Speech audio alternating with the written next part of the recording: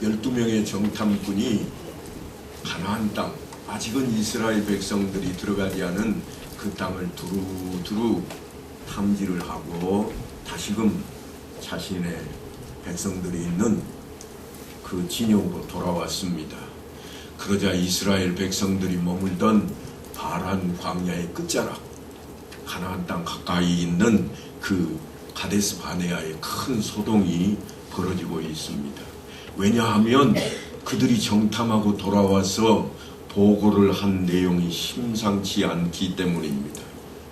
12명 가운데 10명의 정탐꾼이 아주 부정적인 보고를 백성들에게 했고, 백성들은 이제 큰 절망에 빠져버리고 말았습니다.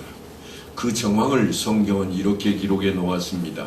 온 회중이 소리를 높여 부르짖으며 백성이 밤새도록 통곡하였더라. 그리고 드디어는 원망의 목소리가 모세와 아론을 향해서 봇물 터지듯이 폭발해 버립니다. 우리가 애굽 땅에서 죽었거나 이 광야에서 죽었으면 좋았을 것을 어찌하여 여호와가 우리를 그 땅으로 인도하여 칼에 쓰러지게 하려 하는가? 우리 처자가 사로잡히리니 애굽으로 돌아가는 것이 낫지 아니하랴. 백성들의 분개한 마음은 거기서 그치지를 않았습니다. 우리가 한 지휘관을 세우고 애굽으로 돌아가자, 그렇게 애굽으로 돌아가자고 외치기까지 시작했습니다. 자기들 나름대로는 살 길을 찾는다고 하고 있는 모습입니다.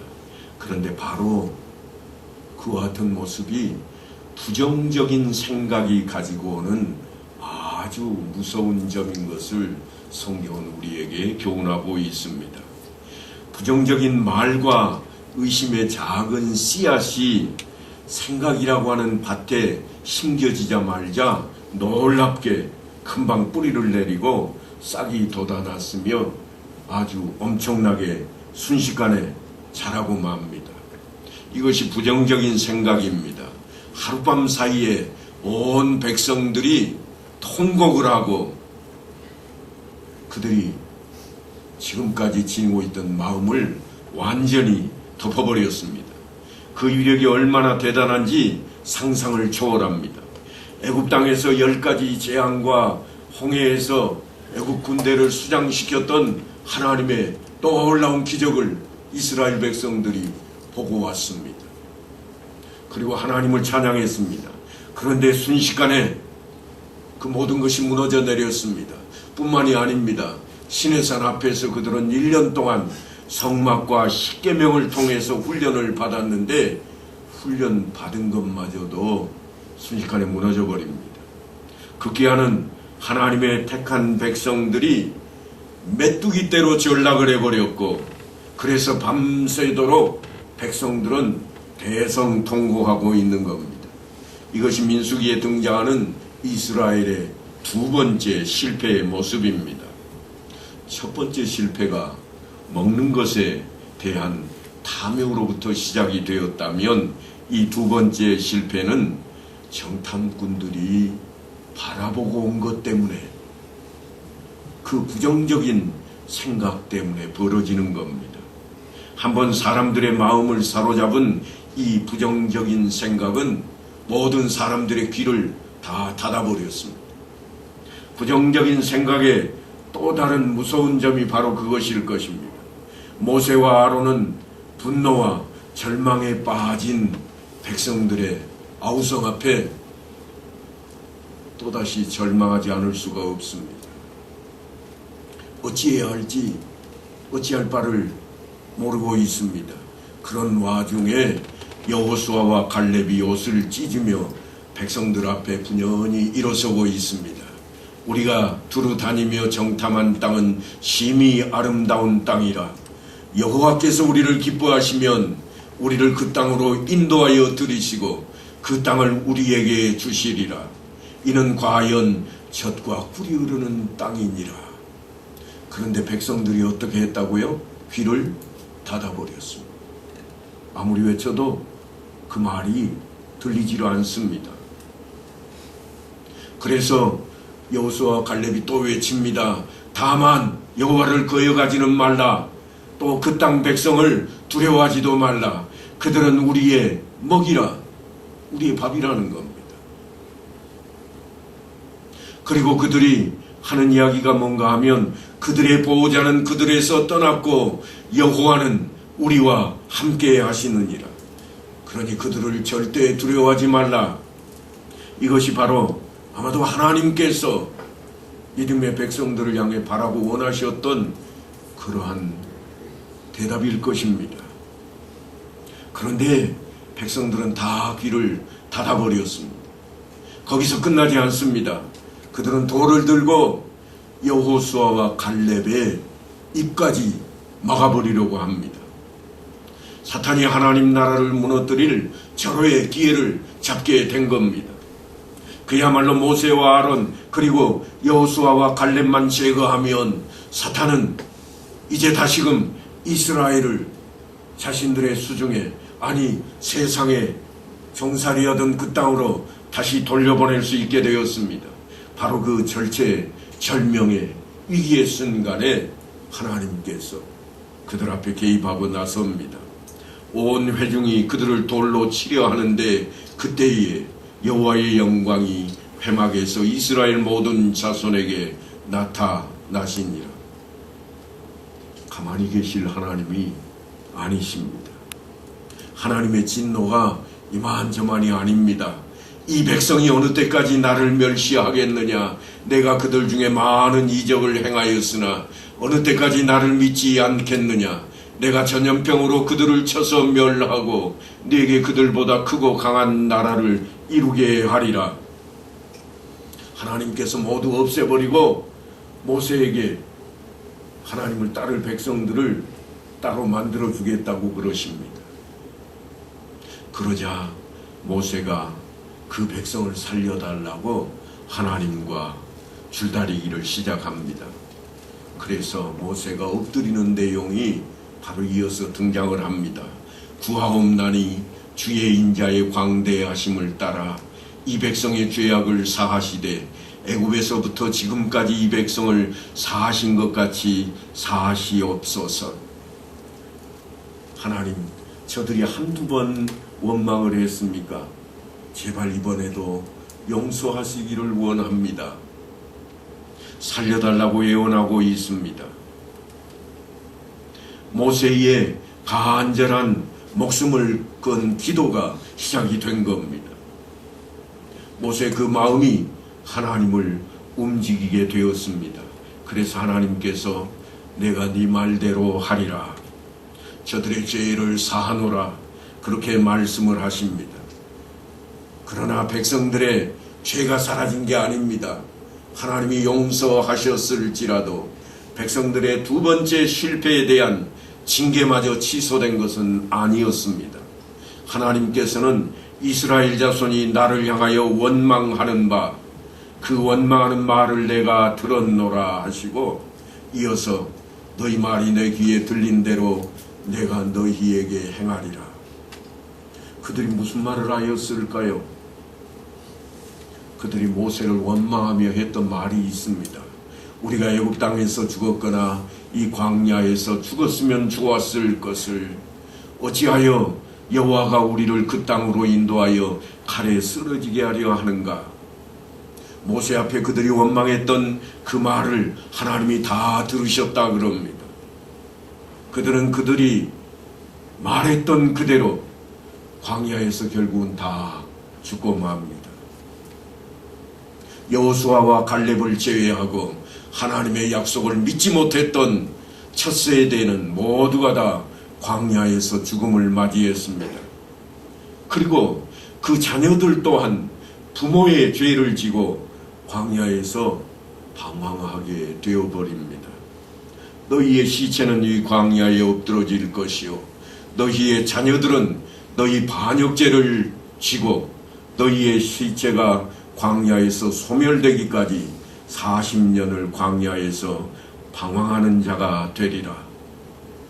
광야에서 방황한다고 하는 것은 정말 어려운 일입니다. 어찌 보면 엄청나게 무서운 형벌입니다. 하나님께서 인생에게 내리는 가장 무서운 형벌일지도 모르겠습니다. 벌써 오래전에 이 형벌은 우리 앞에 드러난 적이 있습니다. 우리가 창세기를 대할 때 가인에게 하나님께서 가했던 형벌입니다. 가인은 동생 아벨을 죽었던 인물입니다. 세상 법정이라면 사형을 선고했을 겁니다. 아무리 정상이 참작된다고 할지라도 최소한 무기징역을 받았어야 할 것인데 하나님께서는 그런 가인을 죽이지 않으셨습니다. 그 대신에 유리하는 자로, 방황하는 자로 만들어 버리십니다.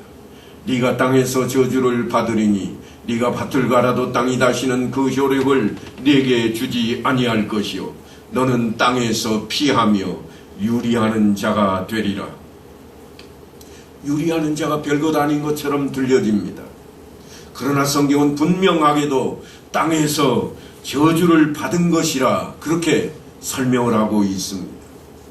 그래서 가인의 삶에 대해 성경은 가인이 여호와 앞을 떠나서 에덴 동쪽 놋 땅에 거주하더라 그렇게 기록해 놓았습니다.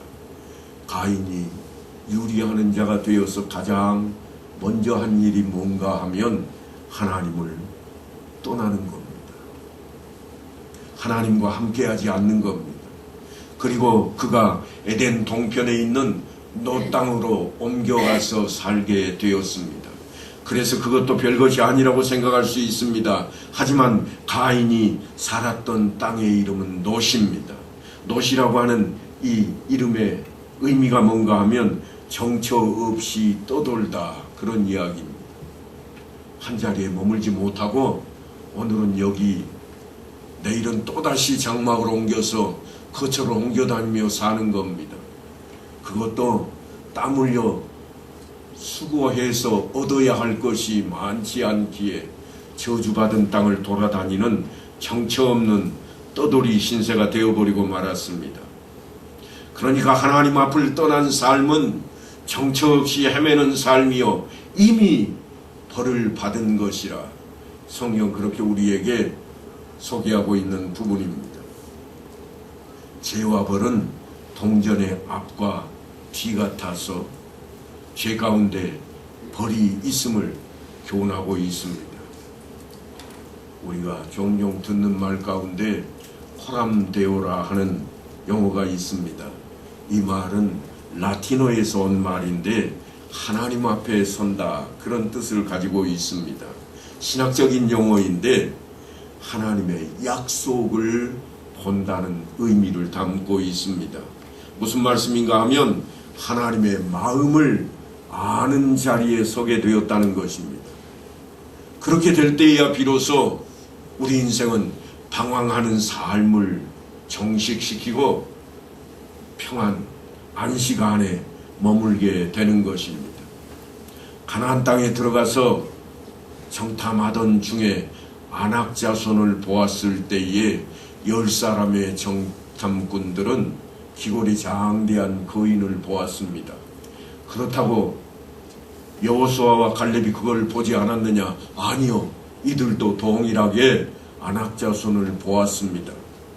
그런데 10사람은 기골이 장대한 그들이 두려움에 떨만한 그러한 존재로 느껴졌지만 여호수아와 갈렙은 그럴지라도 하나님의 약속을 붙들었습니다. 그래서 그들은 담대할 수 있었던 것입니다. 하지만 백성들은 모두가 다 여호수아와 갈렙을 따르지 않았습니다.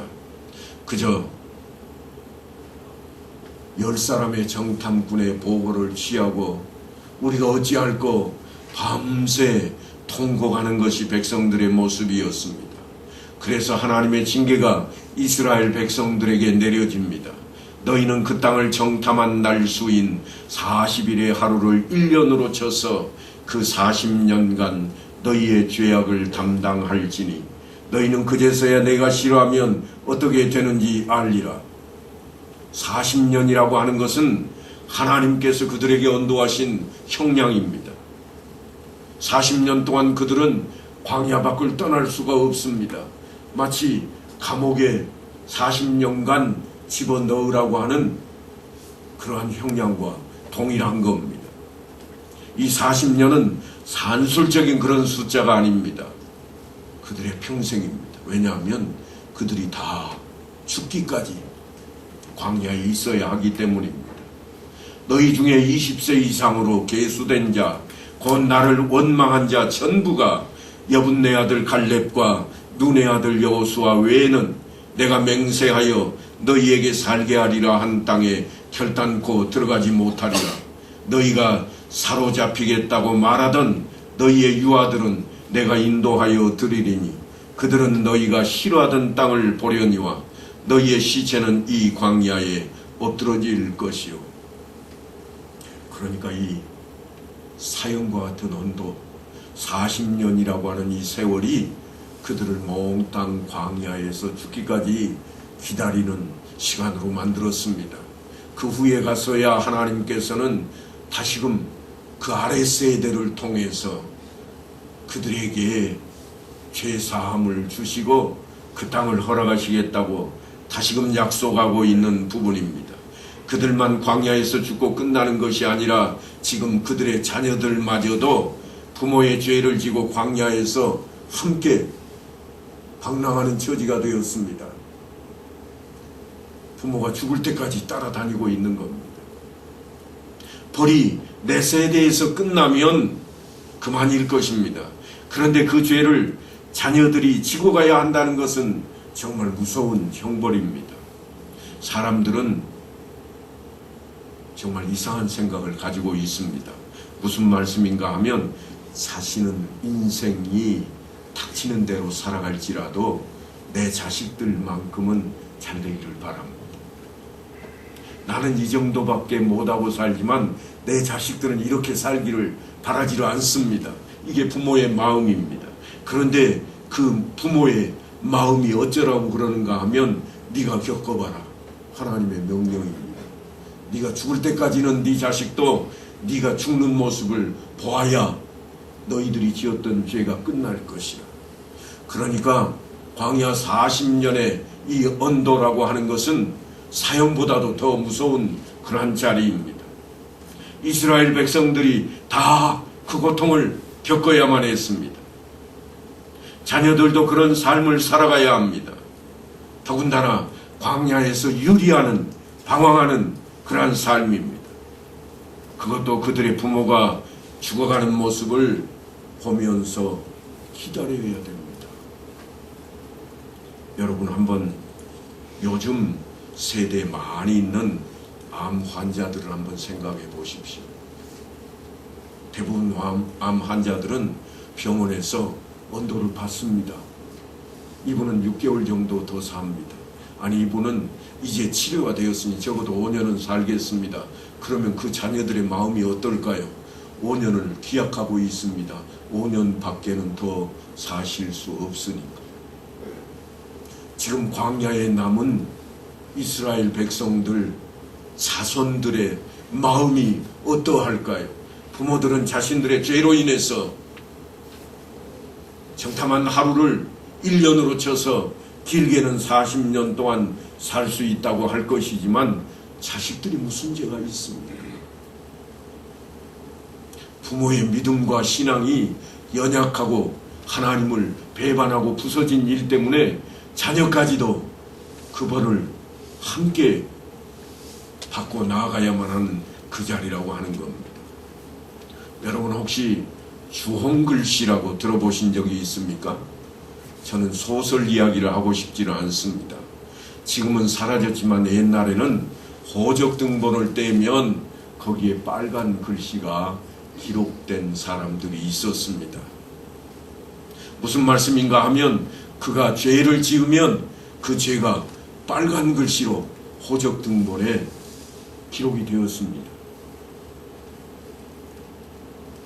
감옥에서 2년 살았으면 2년 선고받았던 내용이 기록이 되어 있고, 더군다나 북쪽으로 가버린 사람이 한 사람이라도 있으면 사돈네 8촌까지도 다 따졌던 적이 있습니다. 그것을 이름하여 우리는 신음조회라 그럽니다. 그것이 법입니다. 우리는 이처럼 문자로 기록해 놓은 법을 성문법이라 그러는데, 제도상으로 입법권을 가진 사람들이 만들고 그 내용을 문서로 작성해서 일정한 형식과 절차를 거치고 공포한 법을 말합니다. 일반적으로 성문법을 법의 근원으로 하고 있습니다. 물론 예외적으로 불문법도 있습니다. 성문법에는 헌법이 있고 법률이 있고 명령이나 규례, 규칙, 조약 등이 있는가 하면, 불문법으로는 관습법과 판례들이 있습니다. 재판을 했던 판례들, 관습법은 어른을 보면 공경한다. 이것도 법조항에는 기록이 안 되어 있지만 관습법에 따라서 전해오는 겁니다. 같은 종씨, 다시 말해서 같은 호적에 돈을 두고 있는 사람끼리는 결혼을 하지 않는다. 이것도 우리의 관습법 중에 하나입니다. 지키도록 되어 있는 것이죠. 그러한 성문법 가운데 가장 역사적으로 오래된 법이 함무라비 법전이라고 하는 것입니다. 이것은 가장 먼저 문명이 발생했던 문명의 발생지인 메소포타미아의 수메르 사람들인 고대왕국 바벨로니아가 만들어 놓은 함무라비 왕 때에 정해진 법입니다. 바로 그 법전이 돌에 비석에 새겨져 가지고 오늘까지 전달되어 오고 있는데 1901년에 발견이 되었습니다. 지금은 프랑스 루브르 박물관에 가야 이것을 볼 수가 있을 정도입니다. 세계의 법전은 이것만 있는 게 아니고 나폴레옹이 만들었던 나폴레옹 법전이 프랑스에 있고, 로마 유스티아누스가 만들었던 법전이 또 하나 더 있습니다. 그런데 함무라비 법전이 가장 오래되었습니다. 3700년 전 것인데요. 그 법전이 282개 조항이나 되어 있습니다. 돌비에 기록이 되어 있으니까 우리가 그것을 지금도 볼 수가 있는데, 그 내용이 어떤 것들이 있는가 하면 오늘날에 써도 하자가 없을 정도입니다. 이렇게 되어 있습니다. 21절을 보면 남의 집에 침입한 자는 그가 들어온 장소에서 죽인다. 또 다른 법이 25조에는 이렇게 되어 있습니다. 화재가 났을 때 불을 끄기 위해 간 자가 그 집 물건을 훔쳤다면 그 자를 불에 던져 죽게 한다. 엄청난 법이죠. 요즘보다도 훨씬 강합니다. 그런 것만 있는 게 아니고요. 자유한 사람이 이를 상하게 했을 때에는 상하게 한 자의 이도 상하게 한다. 자유한 자가 뼈를 부러뜨렸다면 부러뜨린 자도 뼈를 부러뜨린다. 이런 식입니다. 그러니까 우리가 성경에서 대하는 눈에는 눈, 이에는 이 하는 이 이야기도 사실은 함무라비 법전 이후에 등장하는 법적인 용어들입니다. 죄를 지어 피해를 준 만큼 동일한 징벌을 가한다고 하는 것이 사람들에게 아주 오래전부터 그렇게 평가되어 왔던 것처럼, 하나님께서도 사람들에게 죄를 짓고도 벌을 받지 않으면 안 된다고 하는 사상을 성경을 통해 우리에게 전해주고 있습니다. 그런데 사람은요, 천지전능하지를 못합니다. 지은 죄를 다 알아낼 수가 없습니다. 그래서 어떤 사람은 죄를 밝히는데 시간이 많이 걸리기도 하고 미궁에 빠져버려가지고 완전 범죄로 그렇게 끝나는 경우도 있습니다. 그래서 사람들은 죄 따로 벌 따로라. 돈이 많은 사람은 죄를 지어도 가볍게 벌을 받고, 아무것도 없는 사람은 죄를 지어도 적은 죄인데도 크게 벌을 받는다. 이게 세상 사람들이 가지고 있는 죄와 벌에 대한 법에 대한 인식들일 것입니다. 하지만 예수님께서는 이미 그 죄 속에 벌이 있다고 말씀을 하십니다. 죄를 지어 어두움 가운데 머무는 것 자체가 심판이요 벌이다. 이게 우리가 예수를 믿는 사람들에게 주시는 하나님의 말씀입니다.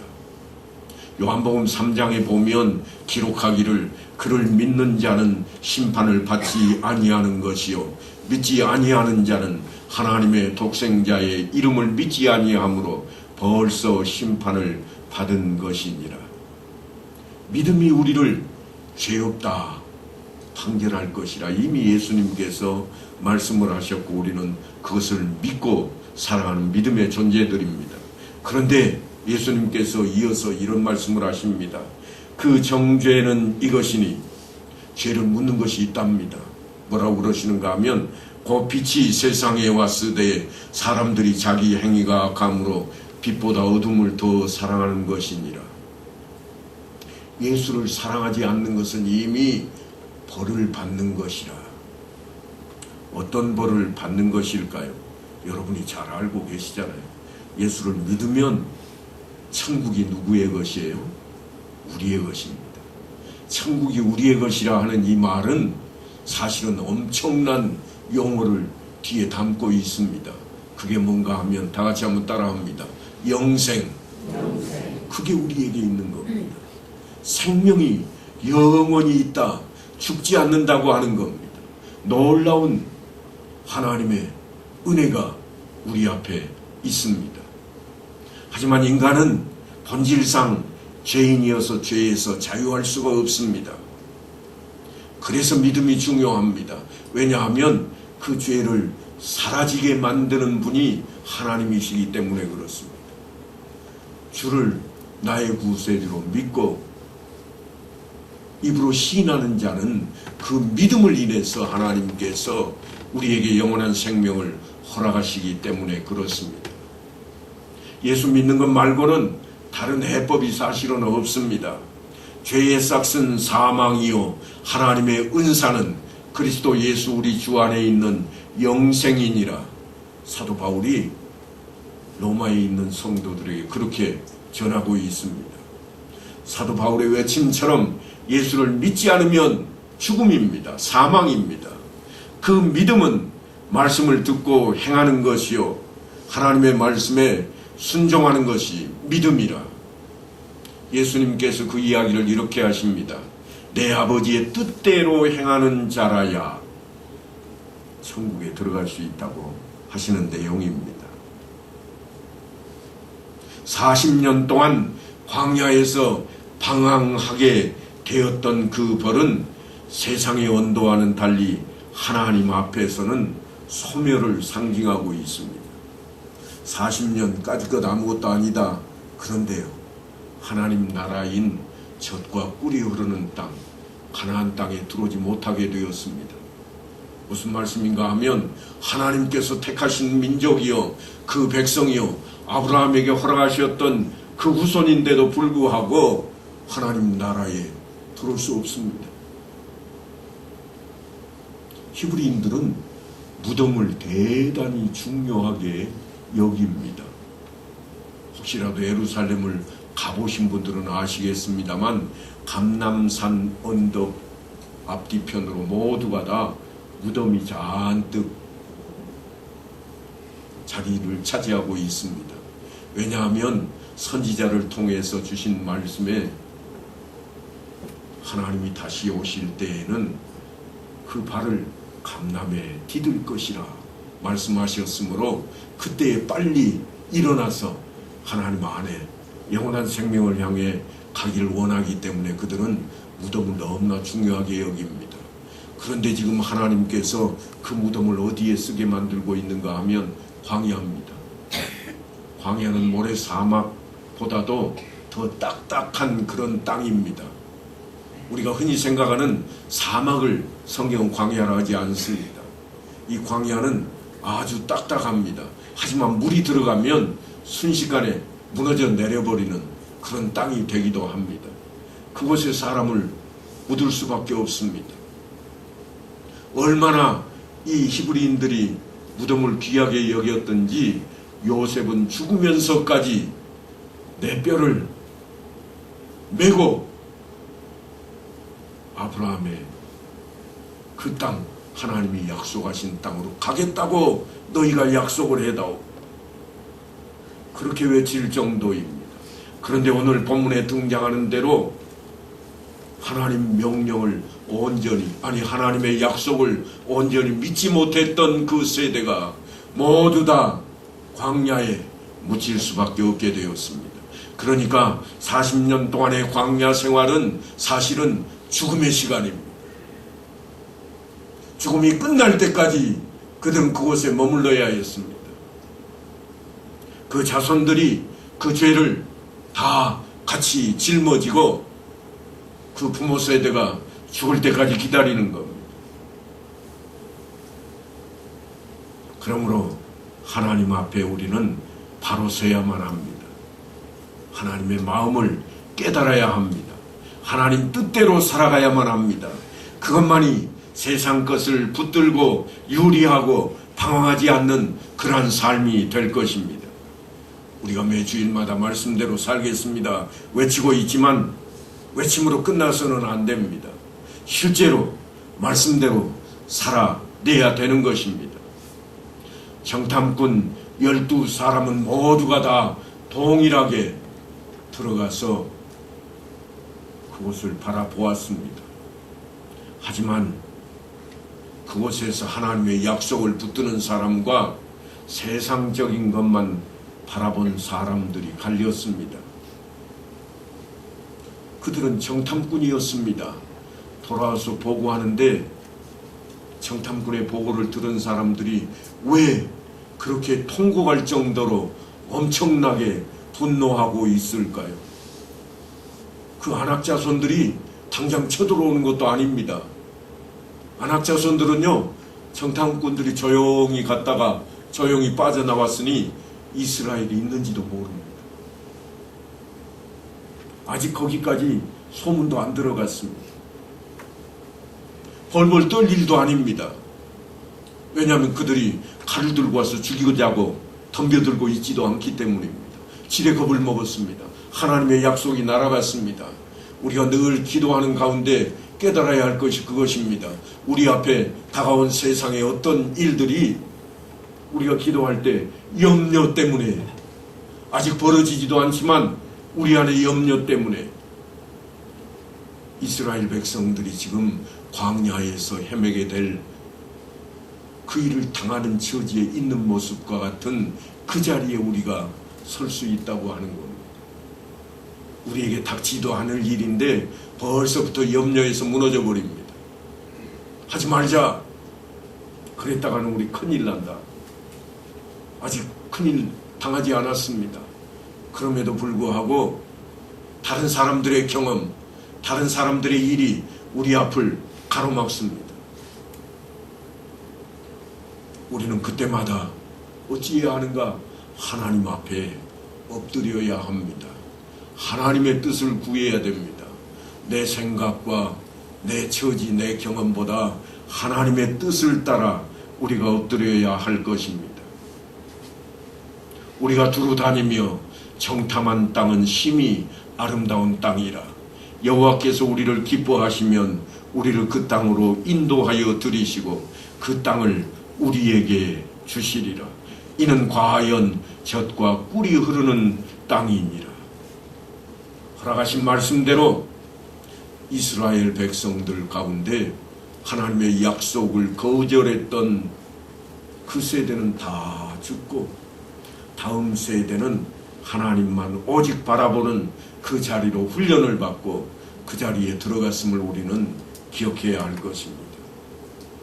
우리가 믿음 안에 살아가는 이 한 날 동안도, 이 한 주간도 말씀을 부여잡고 하나님 앞에 날마다 엎드리고 하나님 앞에 날마다 기도하는 그러한 자리로 나아가는 성도들 다 되시기를 간절히 축원합니다.